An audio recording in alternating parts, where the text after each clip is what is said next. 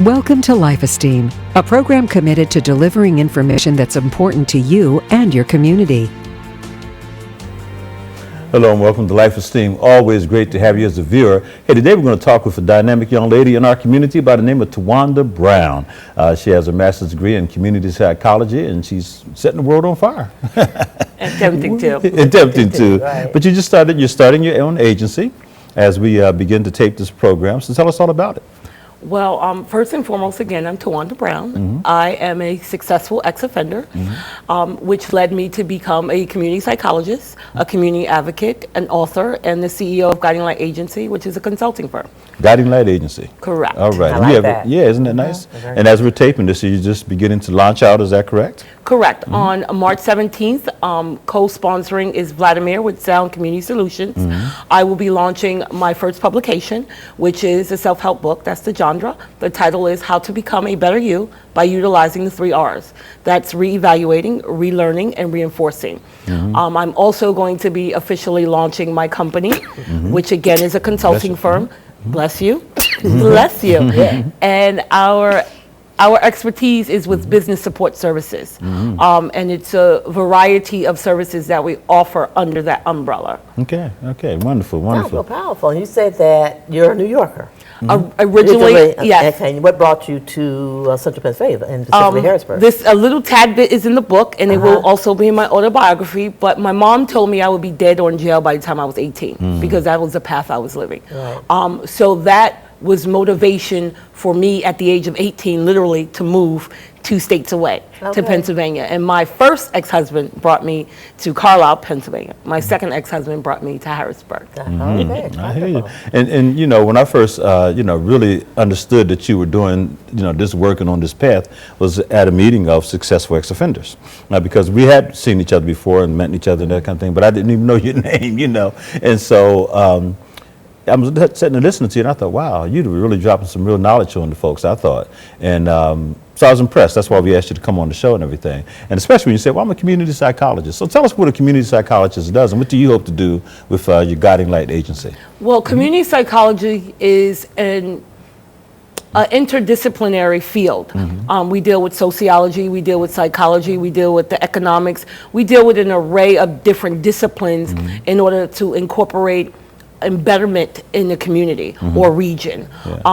So there's a lot of research done for community psychology field. There's also a lot of application and implementation of various programs, and we attempt to develop the community in a manner which incorporates the community in decision making in order to empower them and lead them on a better path if need be. The first and foremost, a great community psychology always incorporates the community in decision-making process, in my opinion, and within principle of the field. So in saying all of that, my objective as a community psychologist is to provide communities with an advocate that's there for them, that's listening to their needs, that's helping them help themselves. I don't want to go into a community and tell someone how to live better. However, I want to provide them the tools where they can do their own research, they can come to their own conclusions, and they can lead others and move forward in a productive manner. That's the whole essence of why I chose that field. Fantastic, good stuff. And in regard to opening up your new, I'll say, practice, or being able to be available, is there a certain demographic that you want to work with? Is it anyone that you think that could utilize your services? Do you have an idea? Well, it's for all 3 sectors. The sectors encompass the government, nonprofit, and for-profit. The various services that we offer, it's an array of them, so bear with me. It's generally speaking, it's the business supportive services. So we're doing document preparation as far as writing grants, letter writing, resume building, and things of that nature. And then we're doing program and project evaluation. That's where the research part comes in, where we go and we evaluate on a regional as well as a national scale to compare the programs that's already in place or the potential programs that they want to implement in order to give them a foundation of what has worked in the past, what potentially can work in the future, and use that information to build the best program out there. Also, we do training and development, and that is customized training and development on evidence-based research.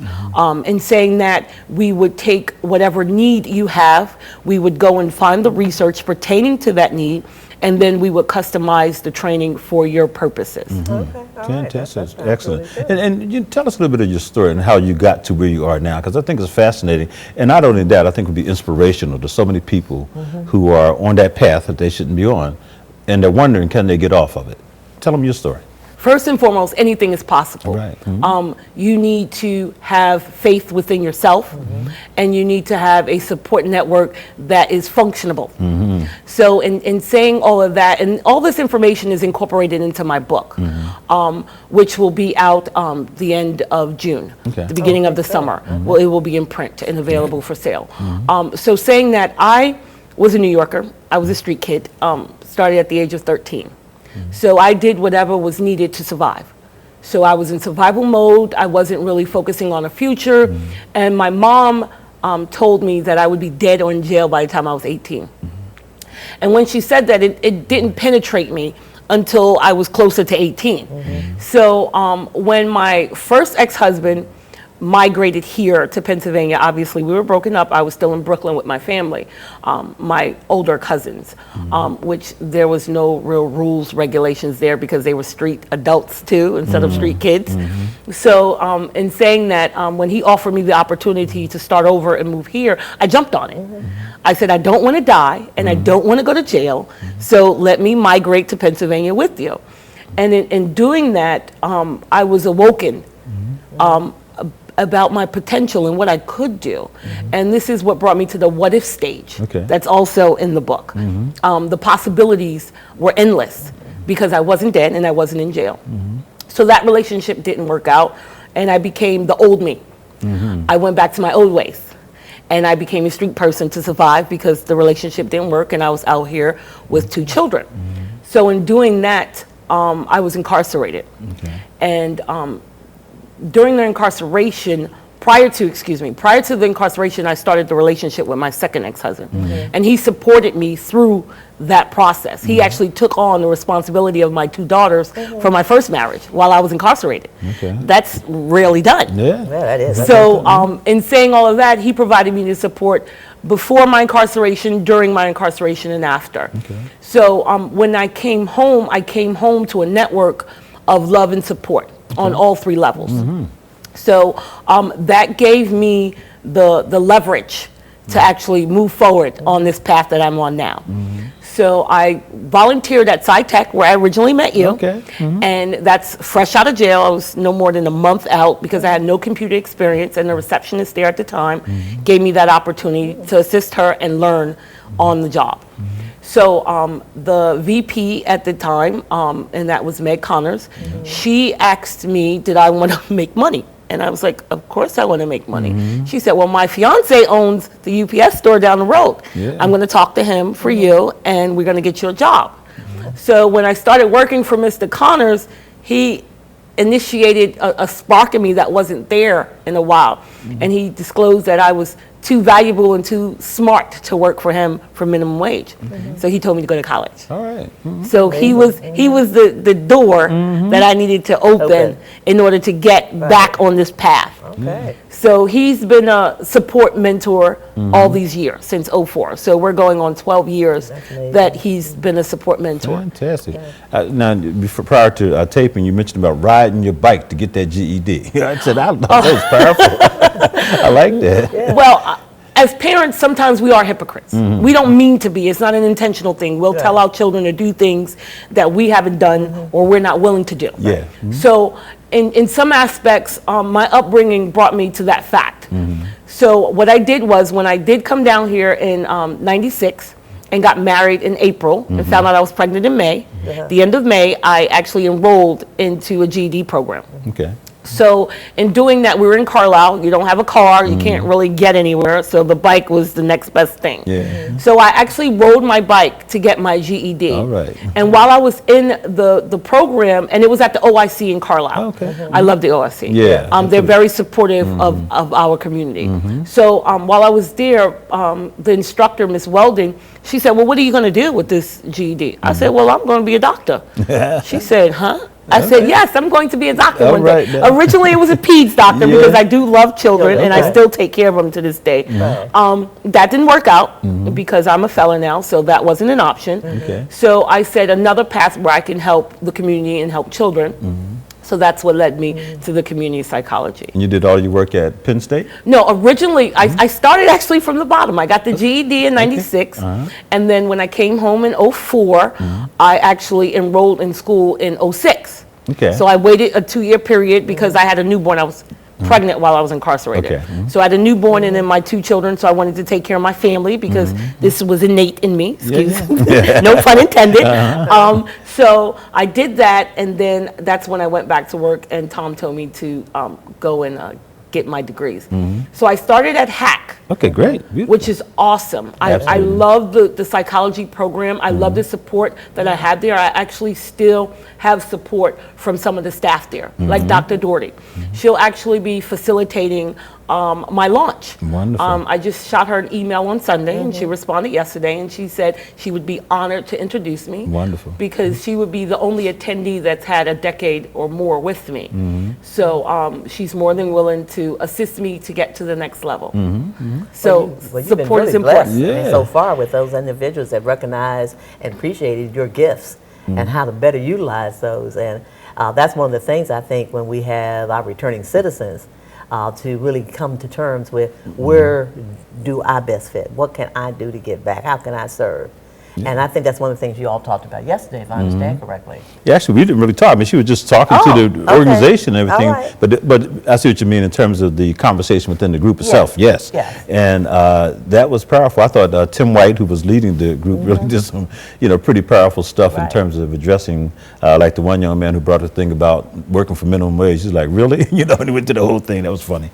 But then you really stepped in and really, gave, like I said, some sound advice and said. So I didn't know all of your background, quite frankly, even though we may have met inside. I'd say I'm one of those people. I remember faces. I don't remember history. I'm sorry, So until you told me that, I never remembered that. That's amazing. But okay, so you started at HAC. So how did it progress from there? Well, from HAC, I went for my bachelor's at Penn State. Okay. And then because I am a felon, and my GRE, which is the graduate record examination, the scores weren't high enough. So the colleges that I applied to for PhD program / master's program, they were not accepting me. Okay. So I had a fellow graduate of HAC, Boris Hines, who will also be attending the launch. He was like, I'm doing a community psychology program here at Penn State. You just graduated from Penn State. GRE is not required. Okay. You know how to write, so just write an awesome application Go ahead. letter, and you should get in because I will co-sign for you. So in saying all of that, he got me into the program. Wonderful. Wonderful. I couldn't get myself into the program, but that's where the support comes in. And that's a point that I make in the book. Like, you have to build a network in order to assist you to get from point A to point B, because no one does this alone. Amen. Amen to That's that. right. I can't talk enough about how important I have it a is. vast team from New York City now because I have the support of my mom. She first told me she was proud of me when she came to my 09 graduation from HAC. All right. All right. All right. Yes. So that was the first time That since sent I was a goosebumps little up one. and down me. Yes. I like that. And I started tearing too, and I'm going to Yeah. try not to do it now. But yes, that was the first time in over a decade my mom has said that, she's always said she loved me regardless of what I did. But the words that I'm proud of you, Yeah. that like hit home so hard, yeah. And I wanted to give that feeling to my children. And in saying that, this is a little tidbit because I have some issues health-wise. So I tell my children all the time, I said, if I go, then my 4 degrees, they're to be passed down from whoever's the eldest in college until you complete all those levels, and then you pass it down to everyone That's to win. right. That's Yeah. right. And this is even if I'm not here, I still want to provide my children that motivation and that support. Yeah. So in saying that higher education is not for everyone, I'm well aware of that fact. However, for those that are willing and able to go, for those that are willing and able to change in any aspect, you have to have a foundation of support. I agree. And you can do, and the sky is the limit. And I'm living proof of it. Amen, amen. And you were actually working with someone who has a real similar story, Marsha Banks. Yes. Miracle for sure. We had her on the show as well, you know. And that's the one thing we have to say. Let's make the point that, you know, there are a lot of people who are, you know, that's that revolving door syndrome. Recidivism rate is high for some, you know, persons who have felony records. But there are also persons like Tawanda Brown, okay, who come out here and make a tremendous difference by getting on a different path and turning their lives around and affecting the lives of others every single day. We have people like yourself, Tim White, you know, Marsha Banks, it goes on and on and on, Vladimir Bofis, you know, successful ex-offenders. And we just need to make that point. Yeah, good stuff. And so are you going to do, I'm good, go ahead. No, I was going to ask a question because you used the term successful ex-offenders. How do you feel about that term? As yourself, because we had a lot of different conversation I've had about that, and some people don't think that's maybe a positive way and manner to really look at and see how people's potential and move forth. What is your thoughts? I wear a lot of hats. Okay. So that is one of the hats I wear. All right. Now, whether you call me mommy, you call me what they used to call me Hazel, you call me Tawanda, you call me Unique by my middle name, I'm going to answer to you because I know who I am inside.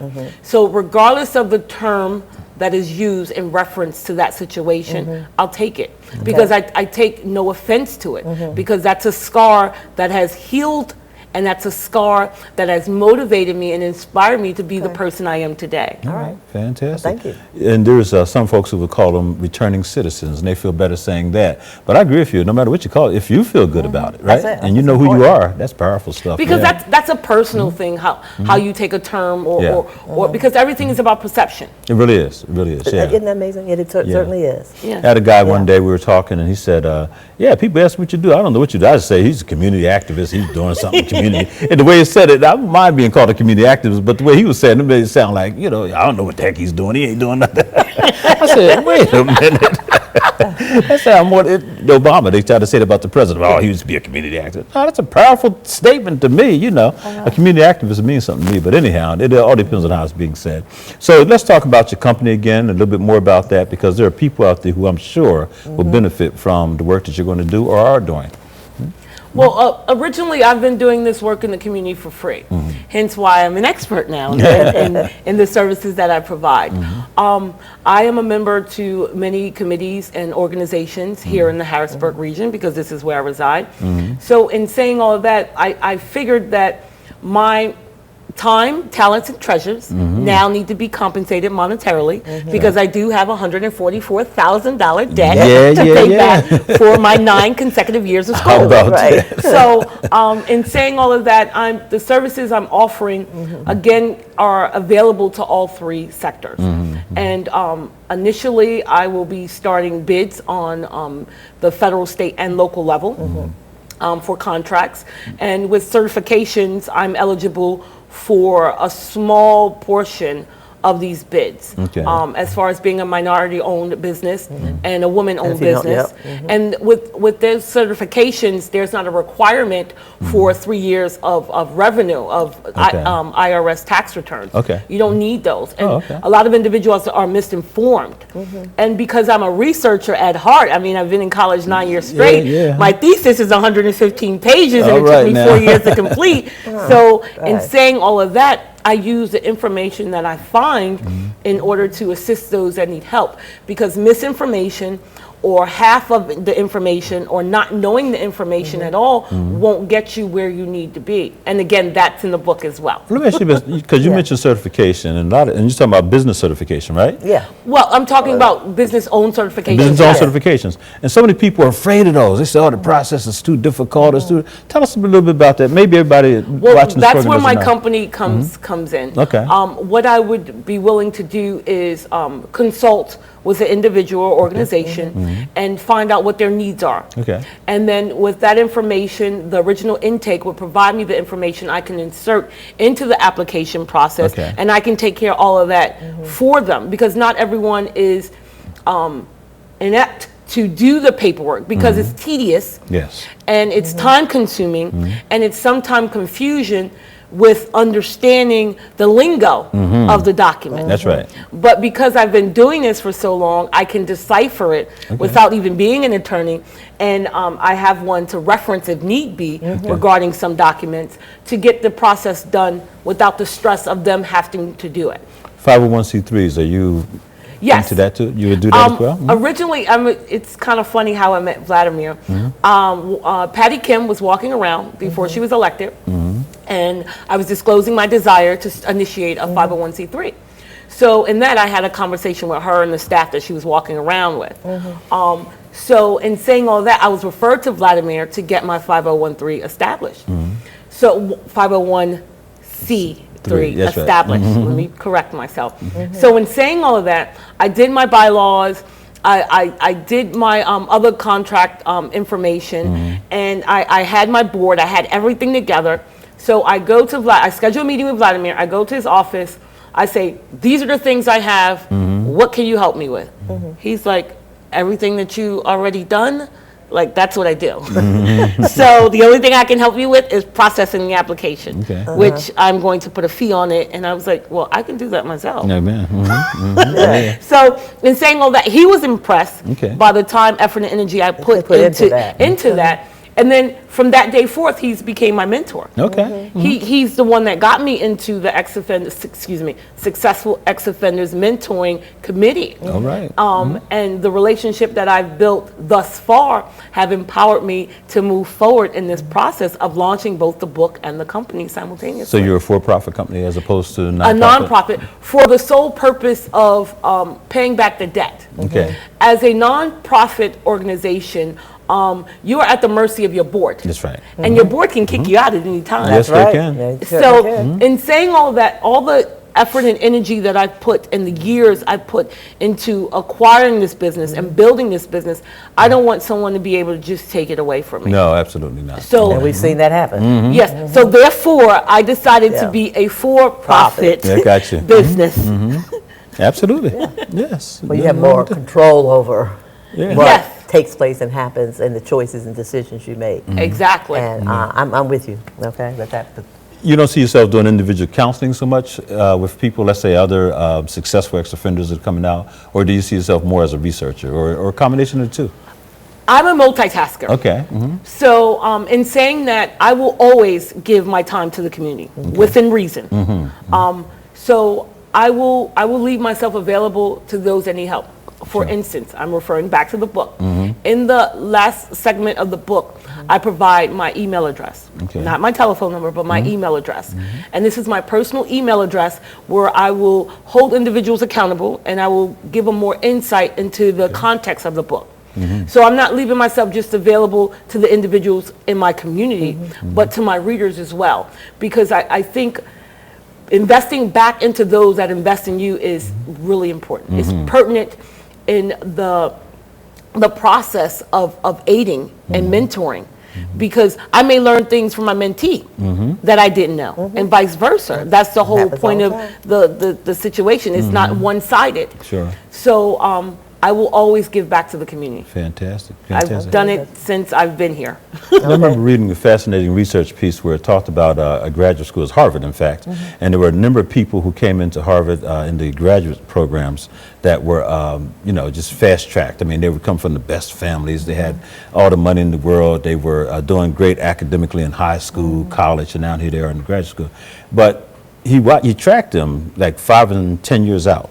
After they had graduated with the PhDs or whatever, he said, and those who came through who were struggling to get there, who didn't come from the best families, who had to fight to, whatever, and they were kind of let in and all that kind of stuff. He said, they seem to do so much better out in the quote-unquote real world than those who were sort of the quote-unquote privileged, and you thought would just rise right to the top. So what was it? And he began to think that there was something to do with that fight, that piece to overcome some stuff. That ability to get up and rise up and understand the context of this versus this, and you just did much better. How much do you think your background, that other part, played in terms of your ultimate success now that you've kind of switched gears, but still there was some learning that took place over here that made you more of a fighter? Do you think that had any validity?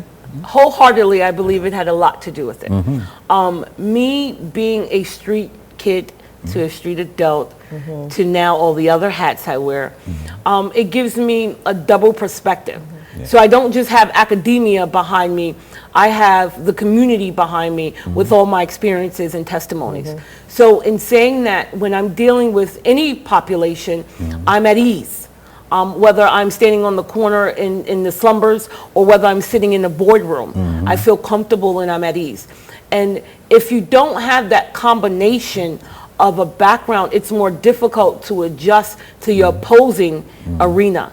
So that's just my opinion. Yeah, sure. So, yeah. I can see that.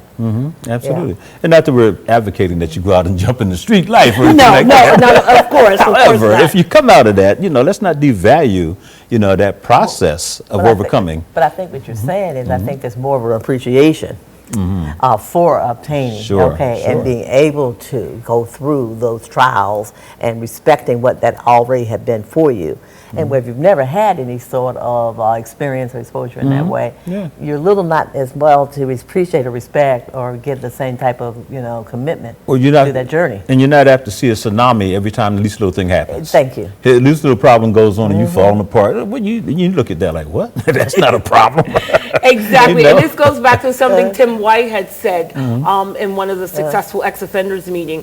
He was referencing how some individual, because again, everything's about perspective, how some individuals see a problem and it's a major problem when it's really not. Not at all. But again, you perceive it to be a major problem because you don't know how to tackle it and you don't have the support to learn how to tackle it. That's right. Going back to the book, and the support networks are needed in order to uplift us, enlighten us, empower us, That's right. and bring us to the level of our full capacity.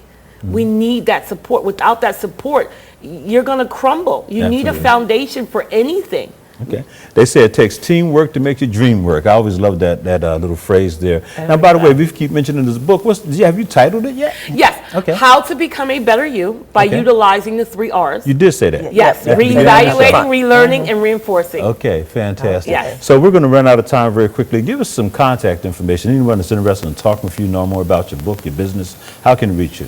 Okay, my office number is 717-480-7381. Okay. The email address is guidinglightagency2015@gmail.com. Okay, say it one more time.